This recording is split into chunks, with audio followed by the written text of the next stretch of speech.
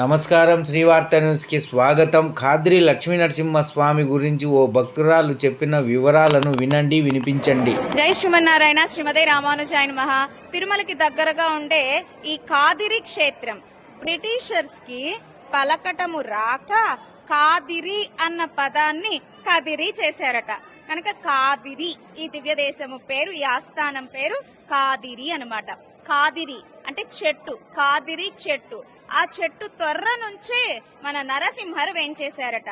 ఎంగుం ఉళన్ అని అనుగ్రహించారు నమ్మాళ్వార్లు. విశ్వక్సేనుల వారే భూలోకంలో ఆళ్వార్లుగా అవతరించారు.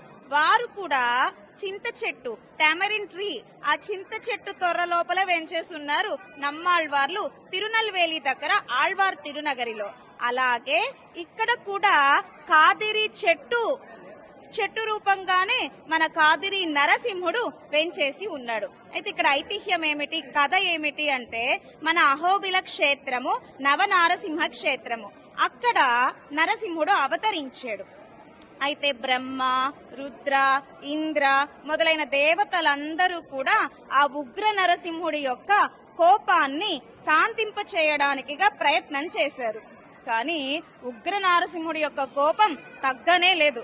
ఎందుకండి ఇంత కోపం స్వామికి? ఉగ్ర నరసింహుడిగా ఎందుకు అంత కోపంగా జన్మించాడు, అవతరించాడు నరసింహుడు? ఆ కోపం ఎలా తగ్గింది అంటే, బ్రహ్మ, రుద్ర, ఇంద్ర మొదలైన వాళ్ళందరూ కూడా హిరణ్యకశిపుడి మీద ఉండే కోపాన్ని నరసింహుడికి శాంతపరచాలని చాలా వరకు ప్రయత్నం చేశారు. కానీ వాళ్ళ ప్రయత్నం ఫలించలా. ఇంకా కోపంగానే వెంచేస్తున్నారు మన నరసింహుడు. మరి ఆ కోపం ఎలా పోయింది? మనకి కోపం వస్తే రాకూడదు మనకి కోపం, కానీ పరమాత్మకు కోపం అది కూడా మనకు రక్షకమే. మన కోపము మన బాధకు దారితీస్తుంది, కానీ పరమాత్మ కోపము అందరికీ రక్షకమవుతుంది.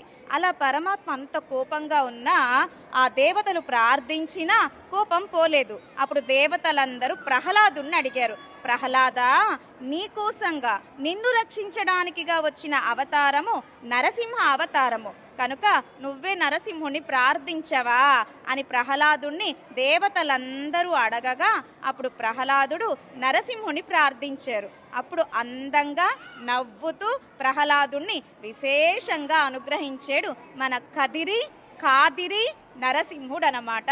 కనుక ఇక్కడ అమృతవల్లి తాయార్ల సమేతుడై ప్రహ్లాద వరదుడిగా మన నరసింహుడు, ఖాదిరి నరసింహుడు వేంచేసి ఉన్నాడు. అద్భుతమైన క్షేత్రము, ప్రహ్లాదుడికి విశేషమైన క్షేత్రము ఈ ఖాదిరి. జై శ్రీమన్నారాయణ.